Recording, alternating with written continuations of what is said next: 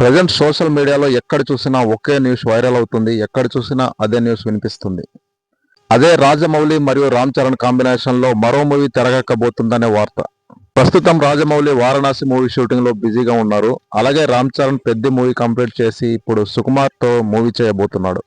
అయితే అటు రాజమౌళి వారణాసి మూవీ తర్వాత ఏ మూవీ కన్ఫర్మ్ చేయలేదు. అలాగే రామ్ చరణ్ కూడా సుకుమార్ తర్వాత ఏ మూవీని ఇంకా కన్ఫర్మ్ చేయలేదు.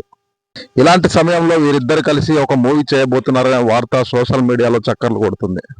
ఈ న్యూస్ తెలిసినప్పటి నుంచి ఇటు మెగా ఫ్యాన్సే కాదు, సగటు సినీ ప్రేక్షకుడు కూడా చాలా ఎగ్జైట్ గా ఫీల్ అవుతున్నారు.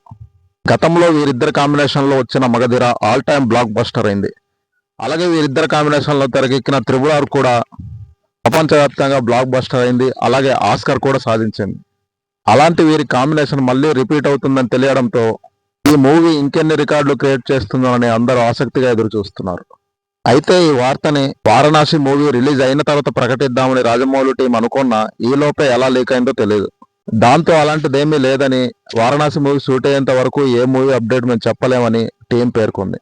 ఇప్పటి నుంచే న్యూస్ బయటకు రావడం మంచిది కాదని, వారణాసి మూవీ రిలీజ్ అయ్యాక ఈ మూవీ గురించి ప్రకటిద్దామని రాజమౌళి అండ్ టీం భావిస్తున్నట్టు తెలుస్తుంది. So Rajamouli movie Varanasi release టైంకి ఇటు రామ్ చరణ్ కూడా సుకుమార్తో మూవీ కంప్లీట్ చేస్తే ఇద్దరు కూడా ఖాళీ అవుతారు. అప్పుడు ఈ బ్లాక్ బస్టర్ కాంబినేషన్ ఇంకెన్ని రికార్డులు క్రియేట్ చేస్తుందో చూడాలి.